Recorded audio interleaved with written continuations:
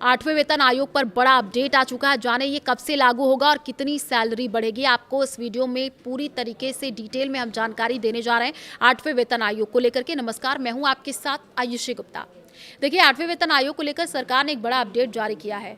लाखों कर्मचारियों और पेंशनर्स के लिए सरकार ने आठवें वेतन आयोग को लेकर के कुछ स्पष्टता दे दी है, लेकिन अभी पूरी जानकारी उपलब्ध नहीं है। संसद में सरकार ने बताया है कि कब तक आठवां वेतन आयोग लागू हो सकता है। वित्त राज्य मंत्री पंकज चौधरी ने कहा कि सरकार ने 3 नवंबर 2025 को औपचारिक रूप से आठवें केंद्रीय वेतन आयोग की स्थापना की।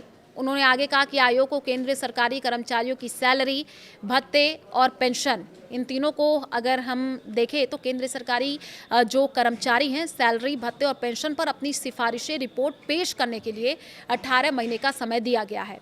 उन्होंने आठवें वेतन आयोग कब लागू होगा, अब ये भी देखिए सवाल खड़े हो रहे हैं। तो सवाल का जवाब देते हुए कहा, ये तभी पता चल पाएगा जब रिपोर्ट पेश की जाएगी और उसे एक्सेप्ट किया जाएगा। इसके बाद तय हो सकेगा इस आयोग को कब से लागू किया जाए। खैर, अभी आयोग इस पर रिपोर्ट तैयार कर रहा है। आठवें वेतन आयोग पर फीडबैक, तो जानकारी के मुताबिक आठवें वेतन आयोग को लेकर के आयोग एक तरीके से काम नहीं कर रहा है। ये अलग अलग कैटेगरी से एक्टिव तरीके से सुझाव पाने की कोशिश कर रहा है। आपको बताएं, माईगॉव पोर्टल पर 18 तरह के सवाल अपलोड किए गए हैं।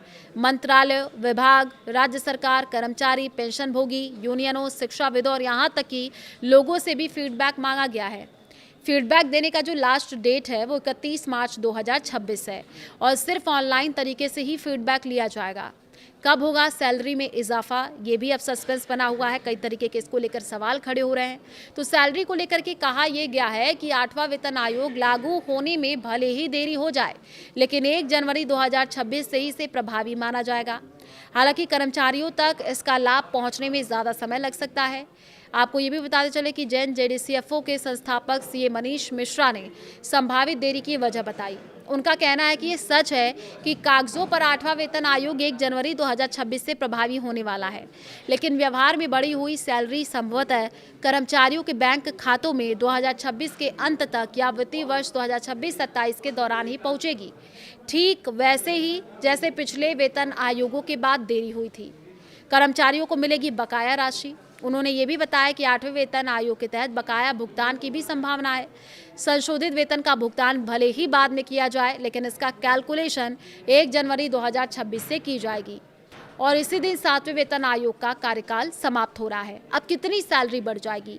वेतन बढ़ोतरी की अगर हम बात करें तो अभी तक कोई आधिकारिक जानकारी से लेकर सामने नहीं आई है, लेकिन शुरुआती अनुमानों से बढ़ोतरी का संकेत मिलता है। Karma management global consulting solution के मैनेजिंग डायरेक्टर और मुख्य विजन अधिकारी प्रतीक वैद ने यह कहा है, उम्मीद पिछले रुझानों और वर्तमान आर्थिक के हिसाब से दिख रही है। उन्होंने कहा कि सैलरी बढ़ोतरी के 2 फैक्टर नजर आ रहे हैं, जिसमें पूर्व आयोग का कार्य और आज की अर्थव्यवस्था शामिल है।